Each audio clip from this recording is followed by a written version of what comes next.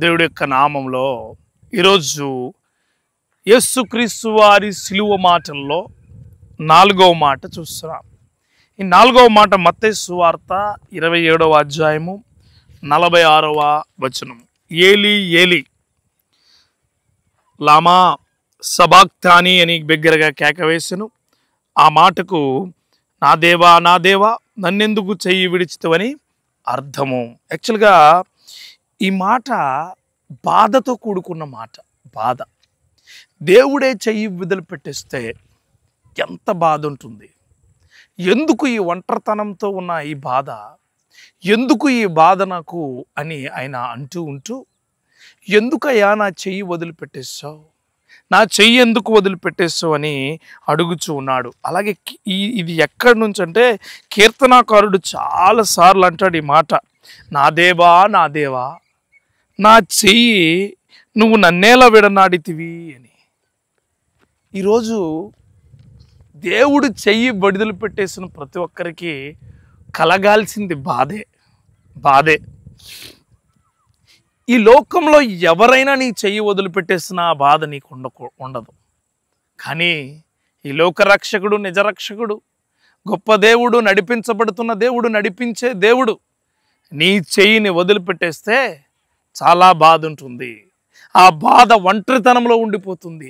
అక్కడ యేసయ్య ఒంటరివాడే, కానీ ఎప్పుడు సిలువ మోసినప్పుడు ఒంటరివాడు అనుకోలే, అందరూ ఉమ్ములేసినప్పుడు ఒంటరివాడు అనుకోలే, చుట్టూ ఉన్నవాళ్ళు సిలువేయండి సిలువేయండి ని కేకలు వేసినప్పుడు ఒంటరివాడు అవలే, చేతుల్లో మేకులు కొట్టినప్పుడు, ఒంటి మీద దుస్తులు తీస్తున్నప్పుడు, ఆయన రక్తం కారిపోతున్నప్పుడు ఒంటరివాడు అనలేదు. ఆయన ఎప్పుడు ఒంటరితనంతో బాధపడ్డాడో తెలుసా?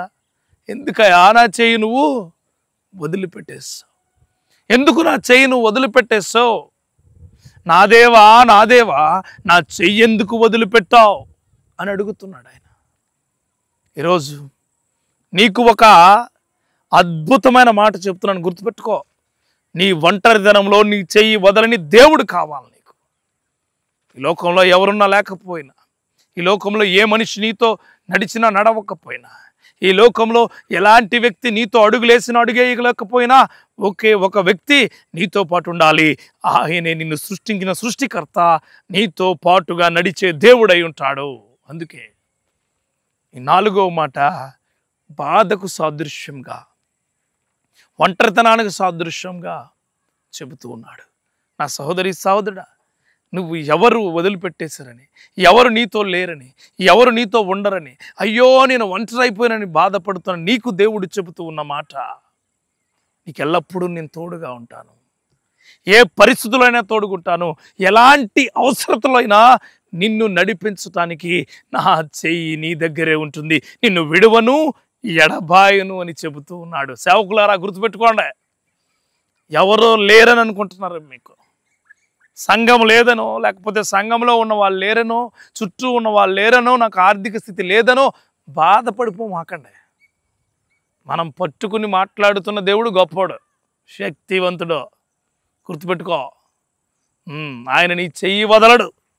నిన్ను ఏ విధమైన కారణాలతో నీ చెయ్యి వదలడం కాదు, నిన్ను విసర్జించడు. ఆయన పట్టుకునే ఉంటాడు. ఈ లోకాన్ని పట్టుకోమాకండి. ఈ లోకంలో ఉన్న ఆశల్ని, ఈ లోకంలో ఉన్న ఆలోచనల్ని, ఈ లోకంలో ఉన్న పరిస్థితుల్ని పట్టుకోమాకండి సేవకులరా. ఆయన అన్నాడు, నా తండ్రి నా చెయ్యి ఎందుకు వదిలిపెట్టావు. నువ్వు కూడా అలా బాధపడితే, అలా అడిగితే, అలా మోకరిస్తే, దేవుడితో ఆ విధమైన మాటలు నీకు వస్తే అప్పుడు బాగుంటావు. ఆ దేవుడు, నా దేవుడు, మన దేవుడు నీకు తోడుంటే నీకు ఇంకెవ్వరు తోడు అవసరం లేదు. చెప్తున్నాను, గుర్తుపెట్టుకో. నా దేవా నన్నెందుకు వదిలిపెట్టావంటే నిన్ను విడవను ఎడబాయనన్న దేవుడు నీకు తోడుగా ఉంటాడు. నా సహోదరి సహోదరుడా, ఈ 4వ మాట బాధకు సాదృశ్యంగా ఉన్న మాట, ఒంటరితనాన్ని తీసివేసే మాట. ఈ మాట నీ జీవితంలో గొప్ప తోడ్పాటుగా ఉండును గాక. ఆమేన్.